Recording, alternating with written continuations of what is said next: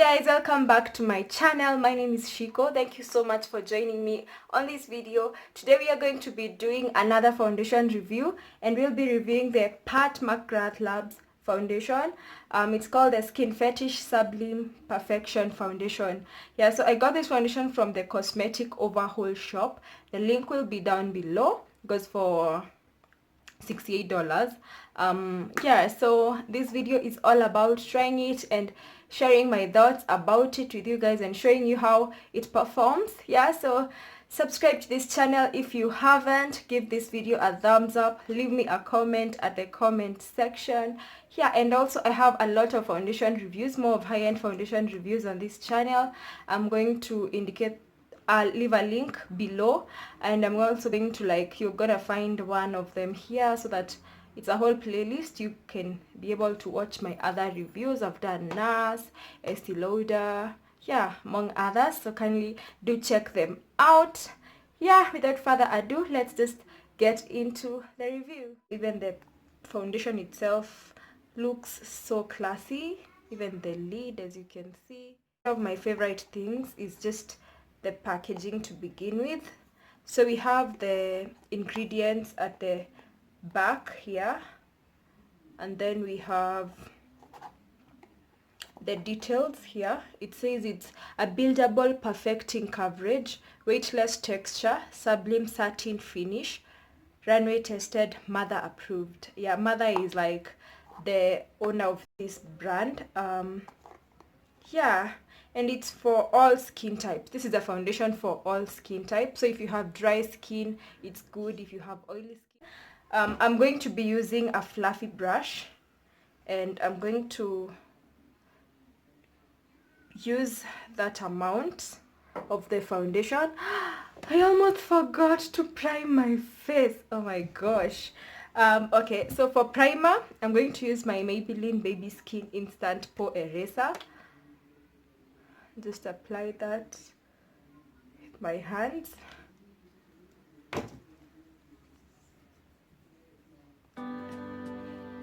This is more of just a pore eraser.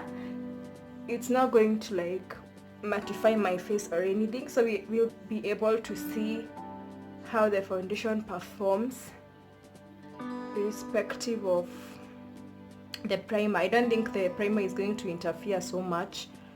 Yep, so that's why I wanted to use this one.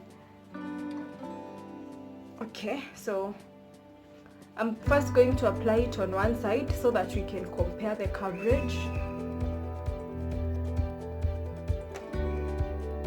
It's very fluidy, so it would be perfect for someone with dry skin since it doesn't have a matte finish. It says in the packaging that it has a satin finish.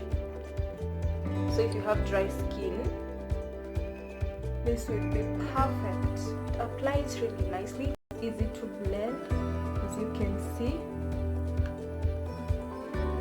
So I'm not getting a lot of coverage since at this part I have some small black spots that are fading, but I can still see them through the foundation. So if you love full coverage, this is something that might not work for you.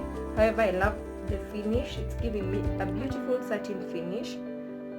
So I'm going in with another light layer to see if it will cover, since in the packaging it has said it's buildable, and then see if it's going to give me more coverage.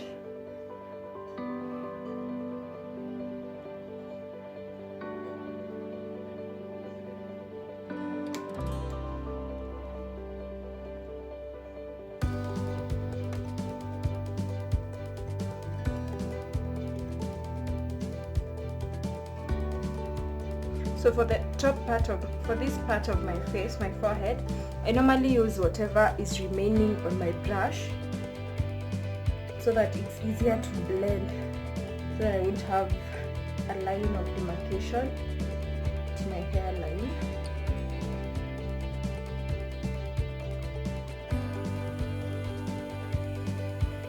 Yeah, so this is the part without foundation, and this is the part with the foundation.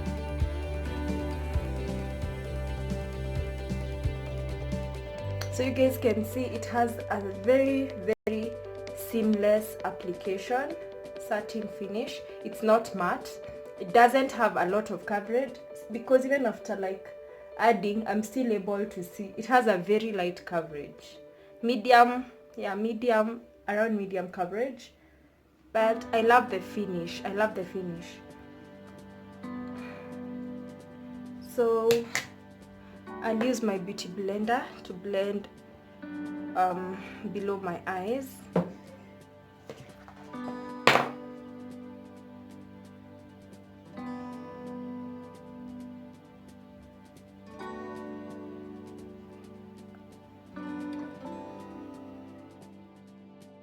So I'm going to work on this other side, and I'm just like tapping the foundation into the skin as I blend it.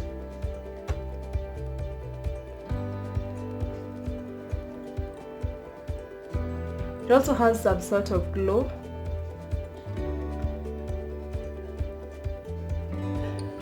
And this would be, since it's very lightweight, this would be perfect for more mature clients. Like, since it won't settle into the fine line, into the lines for mature clients, because if you use like a matte foundation on mature clients, it looks cakey. But this one is so lightweight, you hardly feel like you have any foundation on.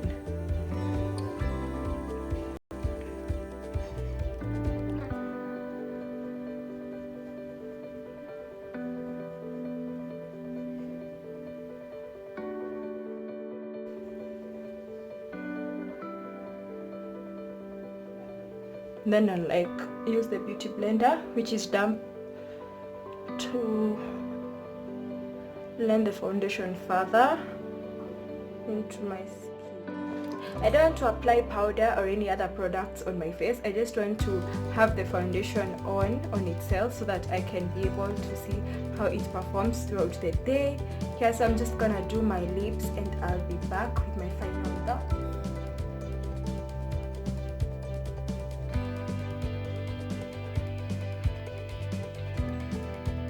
Hey guys, so I'm finally back home. I left the house at 1 p.m. and right now it's 10 p.m. so that's like 9 hours. Yeah, so my face is a hot mess. Look at my eyes, like there's no eyeshadow completely here. Then it moved. Some of these brands though, gosh, what is this? Like, is eyeshadow even supposed to move? And you know, I've not slept, I've not done anything that is straining. I just came back to the house, cooked, and I've been just sitting, scrolling my phone, and my eyeshadow has moved all over. Look at my brows. Anyway, the point here is foundation. So I've definitely produced a lot of oil around my T-zone, which is something that happens, but considering I didn't use any powder, the foundation has actually performed really well, because yeah, it has not moved. I'm oily at the T-zone, but the foundation has not moved at all. There is no any place that I can say the foundation has moved, so it has really performed well. We're talking of 9 hours, so it's definitely a good foundation. Maybe that's why it's expensive, because in terms of coverage it's just a loss. Yeah, so it actually performed well, so definitely go for it if you have dry skin, as I said earlier, or if you do makeup on people and you constantly get mature clients, because this would be a very good foundation for them. Or if you want to buy your mom or your grandmother or your aunties a foundation, this is definitely a good foundation to get them. Yeah, so thank you so much for watching this video. I'll see you guys in the next one. Bye.